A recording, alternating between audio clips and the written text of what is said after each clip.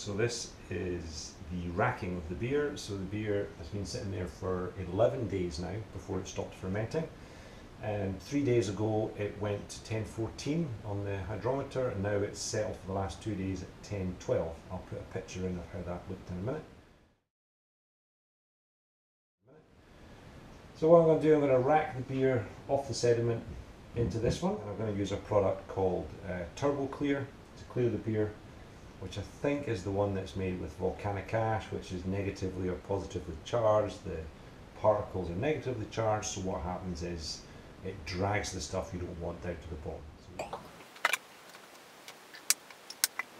So everything I take off just now is going to need to be re-cleaned and re-sterilised, but I'm not going to do that on this video. I'm going to do that later, but nothing wrong with giving it a quick rinse as I take it off. So, in the bottom of this, probably here-ish, is just sediment. So I have this little device here. I've sterilised all of this, and everything that comes into contact should be sterilised. My hands are really quite clean at the moment. So this is going to come down, it's going to sit, I'm going to put it there initially, and I'm going to hold it with my little clip.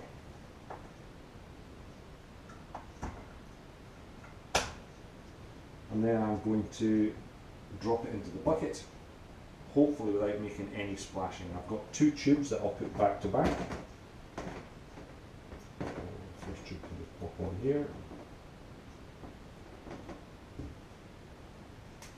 The second tube will go on here. And ideally I want this to be as close to the bottom of that as possible so it doesn't cause air bubbles. So because I know that's how to clean, I'm going to put that in there.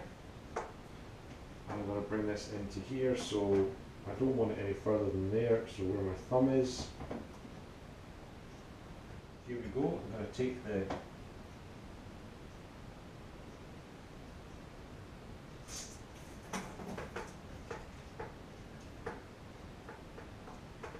and in it goes.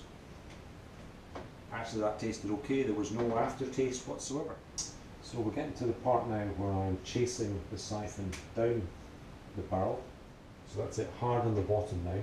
And remember, this little trap is about 1 centimetre tall. I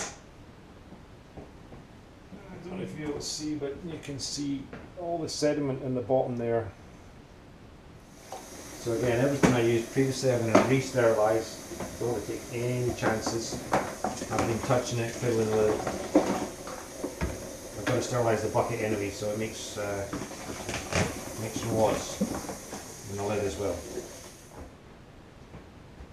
So this is my beer. I need to get that up there without dropping it.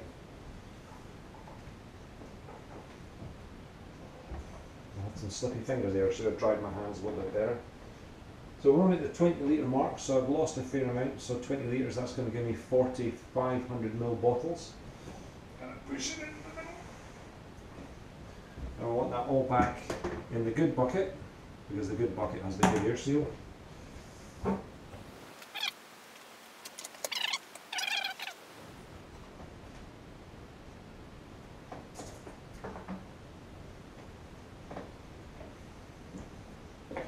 What we can do, if I thought this through more carefully, have a little taste.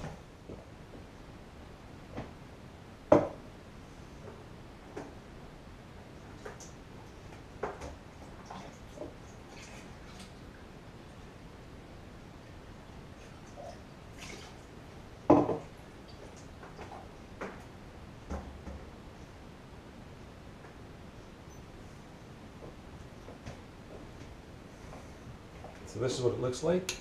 It's rather cloudy. Smell wise, a little bit yeasty. Remember at this point it's still to be cleared. When it's cleared, hopefully it will pull some of that away.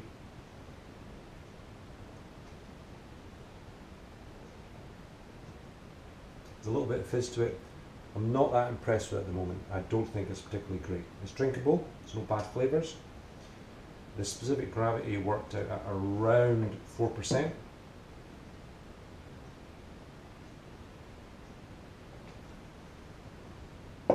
Yeah, when that's carbonated and chilled, it's going to be nice. So the second racking maybe isn't particularly necessary. It's just something I do because I don't like using this one because the lid isn't a very good seal.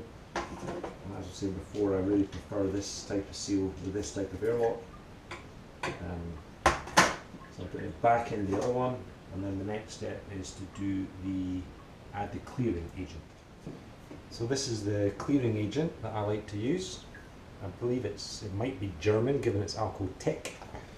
It's 2 solutions. You apply this solution first, you give it a stir, and you apply the other solution and you leave it for 24 hours.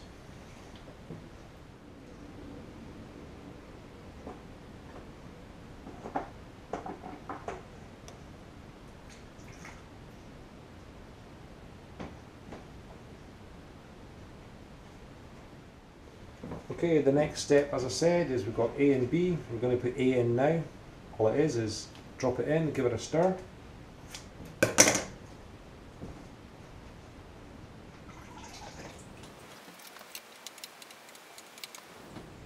Put the lid on and wait 2 hours.